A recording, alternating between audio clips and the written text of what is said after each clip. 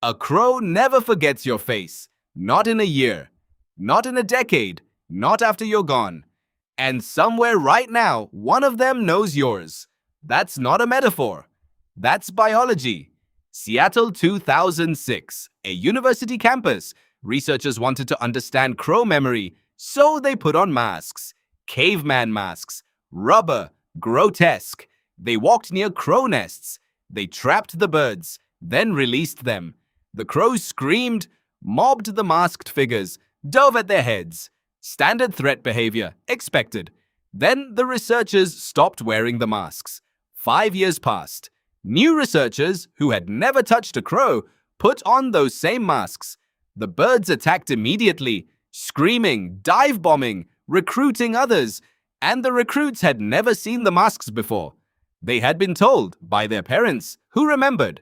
Stop for a second. A crow that never met you already knows to fear your face because its parent told it.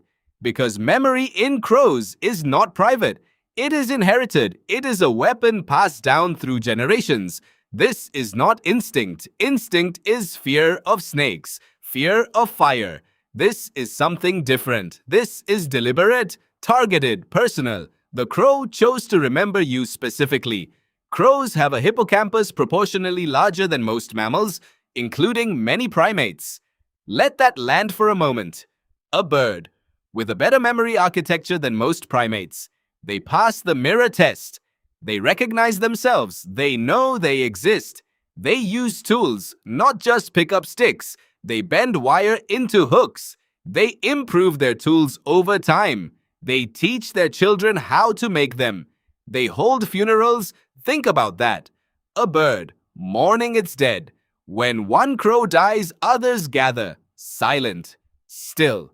They study the body. Scientists believe they're encoding a threat map, memorizing where it happened, why, who was nearby. Death to a crow is data. And then there is the face. Crows have a dedicated neural region for faces. The same way you recognize your mother in a crowd, a crow clocks your specific features in milliseconds. Bone structure, eye spacing, jawline, all of it filed permanently.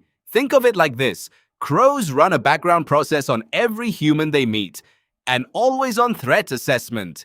It never sleeps. It never corrupts. It never deletes. You have forgotten people who shaped your entire life. A crow has never forgotten a stranger who looked at it wrong. Now ask yourself something. When did you last remember every face that wronged you? Not the big ones, the small ones. The person who humiliated you in front of others. The friend who disappeared when you needed them. The one who smiled while they lied. You probably can't picture their face anymore. The name blurs. The face softens. The wound fades. That's cortisol, your brain's chemical cleanup crew. After trauma or conflict, your hippocampus actively degrades emotional memory encoding. It's not weakness, it's engineering. You were built to move on. But here's the question you won't want to sit with. What did you lose the last time you forgot? And the person you forgave, did you actually forgive them? Or did the memory just get quiet enough that it stopped demanding action?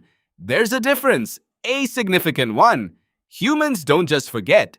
We revise, we rationalize, we soften the story until the person who hurt us becomes manageable. We rewrite them as misguided, as products of their own pain, as people who didn't know better. Maybe that's true, maybe it isn't. But notice who benefits from that story. Crows don't revise, they record. Why did crows keep this ability? And why did evolution slowly pull it from us? Crows live in small, stable groups. Every individual interaction carries permanent weight. A wrong unaddressed is a threat that compounds, so they evolved to remember and retaliate precisely. Humans scaled differently. We built cities, tribes of thousands. In large groups, holding every grudge is metabolically expensive. Cortisol, sustained rage, social exclusion, these cost energy you can't spare when you're trying to cooperate with strangers every day. Forgetting became a survival advantage, not because it's noble, not because it's right, because it's cheaper. The social fabric of human civilization depends on our ability to let things go. Marriages, governments, workplaces, all built on managed amnesia. We call it forgiveness. We call it moving on. We even call it growth. But strip away the language, and what you find is a biological cost-cutting measure. Maybe crows don't forgive because they never learned to lie to themselves. Here is what the crow actually teaches you. Not revenge, not grudges, attention. A crow pays attention to who poses a threat. It encodes it, maintains it, shares it. It doesn't waste that attention on strangers. You give yours away constantly. To people who never earned it. To memories you've been told to release. To forgiveness you performed for an audience. Your memory is not neutral. It is a resource. Every time you reshape a painful memory to make it easier to carry, you are making a choice about who to protect. Often it isn't yourself. Think about the last person you forgave, really forgave. Now ask yourself this: did they change, or did you just get better at forgetting? The crow never had to choose. It simply remembered. And in doing so, it never had to forgive anyone, ever.